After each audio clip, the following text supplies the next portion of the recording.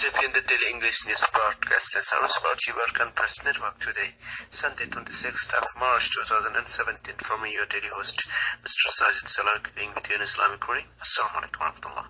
Headlines from the APN by the help of our blogger as follows. Turnbull government repasses Myanmar's plans to co-sponsor UN resolution on Rohingya Muslims.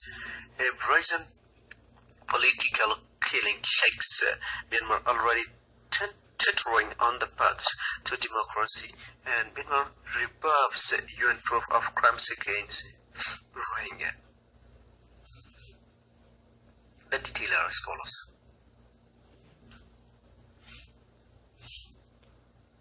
The Turnbull government has abruptly reversed its opposition to an international investigation into atrocities against Rohingya Muslims, including mass rapes, torture, and the slaughter of babies.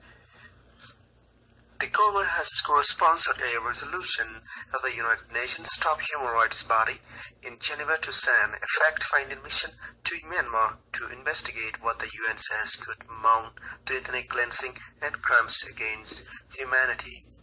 Human rights groups promised that the 47-member forum for passing the resolution in Geneva on Friday without a vote, and despite Myanmar saying it was not acceptable. Australia's late turnaround came after human rights groups condemned Canberra for calling on Myanmar to conduct its own investigation with international help into the atrocities in the countries where can stayed home to more than 1 million Rohingya.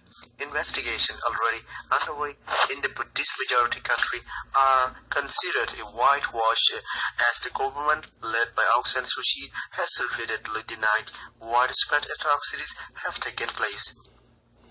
Earlier in March, Australia told the Human Rights Council that despite evidence of serious human rights abuses, Canberra considers a collaborative approach is the best way to help Myanmar address its human rights challenges.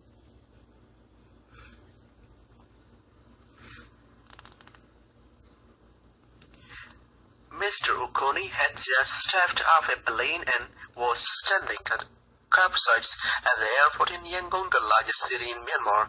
The tall, grey-haired lawyer cradles his 3-year-old grandson while passengers around him spoke on their phones or climbed into a taxi. No one seemed to notice as a man in shorts and sandals sidelight up behind Coney drew a 9mm pistol inches from his head and pulled the trigger. The fatal shooting not only silenced one of Myanmar's most prominent legal experts, it exposed the dangers lurking below the surface of this former military dictatorship's fitful transition to democracy.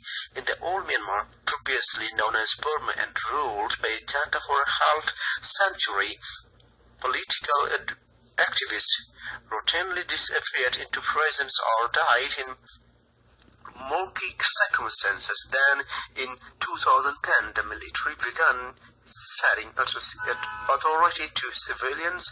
Pro-democracy icon Aung San Suu Kyi's party won a parliamentary majority in 2015 elections, and last October, the Obama administration lifted economic sanctions, formalizing Myanmar's re-entry into the global community. But the military establishment still wields immense clout in this Southeast Asian nation of 53 million, authority enriched in the constitution it passed in 2008, shortly before initiating reforms. Coney had spent the last several years drafting a new constitution that would have unwound many of the army's powers, and his killing in January has shaken civil society leaders who see it as a warning to reformers. Those who did this did not tolerate progress, that Mewing, a Muslim activist who heads the Smile Education and Development Foundation, a non-profit group in Yangon. Of course, the rest of us are worried. On Saturday rejected the Human Rights Council's decision to investigate allegations that security officers have murdered, raped, and tortured Rohingya Muslims saying the probe would only inflame the conflict. The Geneva-based body agreed Friday to urgently dispatch a fact-finding mission to the Southeast Asian country, focusing on claiming that police and soldiers have carried out a bloody crackdown on the Rohingya in Arakan state. The army operation, launched in October after militant killed 9 policemen, has sent tens of thousands of Rohingya fleeing across the border to Bangladesh.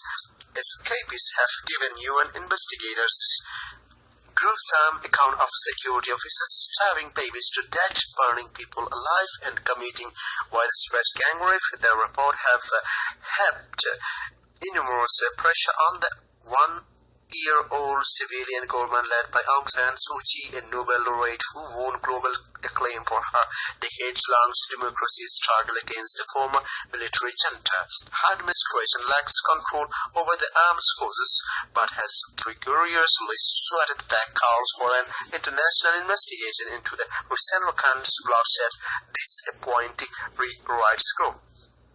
On Saturday, Myanmar's Foreign Affairs Ministry stepped short of planning to block the UN-backed probe but said it has disassociated itself from the resolution as a whole. The establishment of an international fact-finding mission would do more to inflame rather than resolve the regional issues at this time, it added. Myanmar's government is carrying out its own domestic inquiry into possible crimes in Rakhine, but right groups and the UN have dismissed the body which is led by retired General turned Vice President Min Sui as toothless and inadequate. The recent crackdown is only the latest conflict to pile misery on the stateless Rohingya who are denied citizenship and face brutal discrimination in the Buddhist majority country. More than 120,000 Rohingya have languished in grim displacement camps ever since bout of religious violence between